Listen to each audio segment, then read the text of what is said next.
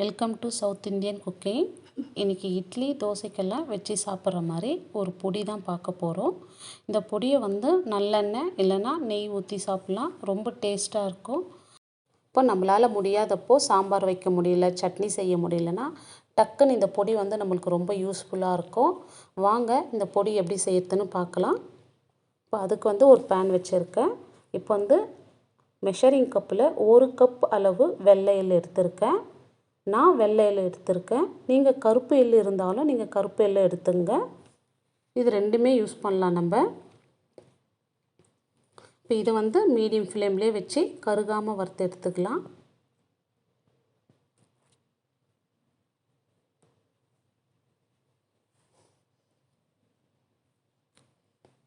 பாருங்கள், இந்த அளவுக்கு வறுந்தால் போதும் நம்மளுக்கு. இப்போ இது வேற ஒரு பிளேட்டில் மாற்றிக்கலாம். இப்போ அதே கப்பில் 1 கப் அளவு கடலைப்பருப்பு எடுத்துக்கலாம். எள் எதில் எடுத்தோமோ அதே கப்பில் 1 கப் எள், 1 கப்புனா கடலைப்பருப்பு 1 கப். இப்போ இதே அதே மீடியம் ஃப்ளேம்லேயே கருகாமல் வறுத்து எடுத்துக்கலாம். பாருங்கள், பருப்புலாம் நல்லா வறுப்படணும், இல்லைனா பொடியில் ஒரு பச்சை ஸ்மெல்லு வரும். பாருங்கள், இதுவும் நல்லா வறுப்பட்டாச்சு. இதையும் மாற்றிக்கலாம். இப்போ கடலைப்பருப்பு எந்த அளவு எடுத்தோம், 1 கப் கடலைப்பருப்புக்கு 2 கப் அளவு உளுத்தம்பருப்பு எடுக்கணும். இப்போ உளுத்தம்பருப்பு நல்லா கலர் சேஞ்ச் ஆகிற வரைக்கும் வறுத்து எடுத்துக்கலாம். இந்த பொடிக்கு டேஸ்ட்டு இந்த உளுத்தம்பருப்பு தாங்க, அதனால் இதை கருகிடாமல் வறுத்து எடுத்துக்கலாம். பாருங்கள், இது நல்லா வறுப்பட்டாச்சு. இதையும் வேற ஒரு பாத்திரத்தில் சேஞ்ச் பண்ணிக்கலாம். இப்போ அதே மெஷரிங் கப்பில் 1/2 கப் அளவு பொட்டுக்கடலை எடுத்தால் போதும். இது வறுத்த பொட்டுக்கடலை தான். இது லைட்டாக வறுப்பட்டாச்சு போதும். இப்போ நான் எல்லா அளவும் மெஷரிங் கப்பில் எடுக்கிறேன். நீங்கள் ஒரு டம்ளரில் கூட எடுத்துங்க அளவு.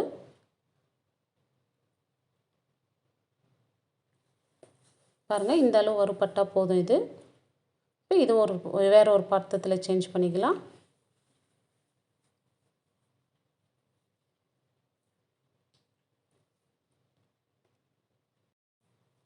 இப்போ 1 ஸ்பூன் மிளகு, 1 ஸ்பூன் சீரகம் இது சேர்த்துக்கலாம். இது மிளகு சீரகம் எதுக்கு சேர்க்குறோன்னா, இப்போ பருப்புலாம் நிறைய சேர்க்கறதுனால நம்மளுக்கு டைஜஷன் ப்ராப்ளம் வரும். இந்த மாதிரி மிளகு சீரகம்லாம் நம்ம சேர்த்து நம்ம செய்ய சொல்ல நம்மளுக்கு அந்த ப்ராப்ளம்லாம் வராது. பாருங்கள், அவ்வளோதாங்க. இதையும் சேர்த்துடலாம். இப்போ நம்ம கருவேப்பிலை சேர்த்துக்கலாம். கருவேப்பிலை நான் வாஷ் பண்ணி நல்லா காய வச்சுருக்கேன். இந்த அளவுக்கு நீங்கள் எவ்வளோ கருவேப்பிலை சேர்த்துக்கிறீங்களோ சேர்த்துங்க. நல்லா வாசமாக இருக்கும் அந்த இட்லி பொடியே. இப்போ இதோடு இந்த இட்லி பொடிக்கு தேவையான உப்பும் சேர்த்து வறுத்துக்கலாம். இப்போ உப்பில் இருக்கிற ஈரப்பதம் எல்லாம் போயிடும், அதனால தான் நம்ம வறுத்து எடுத்துக்கிறோம்.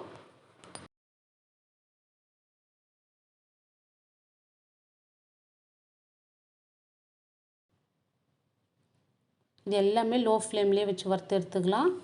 இதுக்கு ரொம்ப பொறுமை தேவைங்க இது வறுத்து எடுக்கிறதுக்கு நம்மளுக்கு.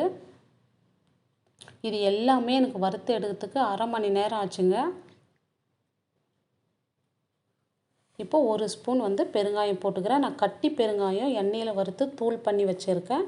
இப்போ கேஸ் ஆஃப் பண்ணிவிட்டு அந்த சூட்லேயே நான் வறுத்துட்டு இருக்கேன். அந்த சூடே இதுக்கு போதும், ஏன்னா இது ஏற்கனவே வறுத்தது இது. பாருங்கள், இது இதோடு சேர்த்துடலாம். லாஸ்ட்டாக மிளகாய் வறுத்து எடுத்துக்கலாம். இப்போ அதுக்கு ஒரு 2 ஸ்பூன் நல்லெண்ணெய் சேர்த்துக்கிறேன்.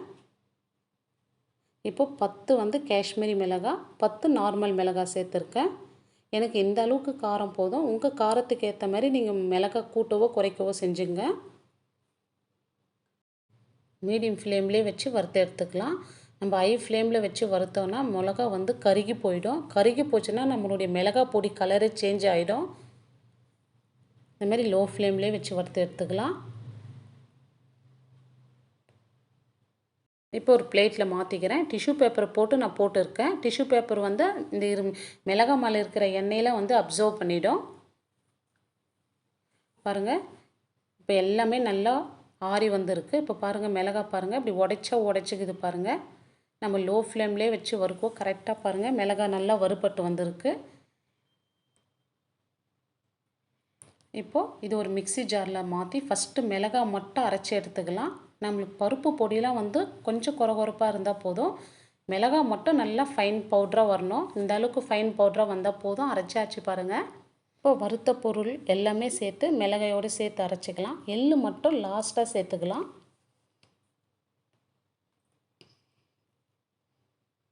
இப்போ நம்ம வந்து ஃபைனாக அரைச்சிட்டோம் மிளகாய் வந்து. இப்போ இந்த பருப்புலாம் வந்து கொஞ்சம் கொரகொரப்பாக அரைச்சா போதும். இந்த அளவுக்கு அரைச்சா போதும் நம்மளுக்கு பாருங்கள், சூப்பராக மிளகாய் பொடி நல்லா கமகமன்னு ரெடி ஆயிடுச்சு பாருங்கள். இப்போ இந்த பொடி வச்சு பொடி இட்லி எப்படி செய்யறதுன்னு பார்க்கலாம். இப்போ அதுக்கு ஒரு பேனில் 2 ஸ்பூன் வந்து நல்லெண்ணெய் சேர்த்துக்கிறேன். ஒரு 1/4 ஸ்பூன் கடுகு, கொஞ்சம் கருவேப்பிலை சேர்த்துக்கலாம்.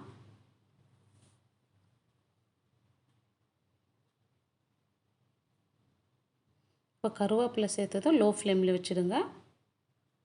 இப்போ 2 ஸ்பூன் வந்து இட்லி பொடி சேர்த்துக்கலாம். இட்லி பொடி சேர்த்துக்கின்னு இப்போ தேவையான அளவு இட்லி சேர்த்துடலாம் அதில். இப்போ இந்த பொடியோடு நல்லா மிக்ஸ் பண்ணி விட்டுக்கலாம்.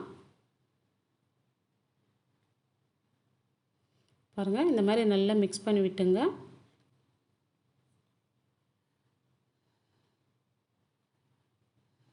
இப்போ வேணும்னா நம்ம லைட்டாக மேலே வந்து பொடி தூவி விட்டுக்கலாம்.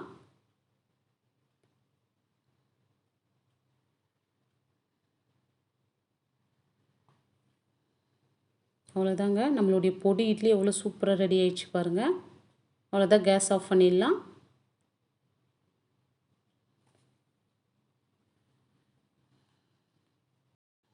பாருங்கள், நம்மளுடைய பொடி இட்லி எவ்வளோ சூப்பராக ரெடி ஆயிடுச்சு. நம்ம இந்த மாதிரி கிரேவி சட்னி பண்ணாதப்போ இந்த மாதிரி டக்குன்னு நம்ம செஞ்சு எடுத்துக்கலாம்.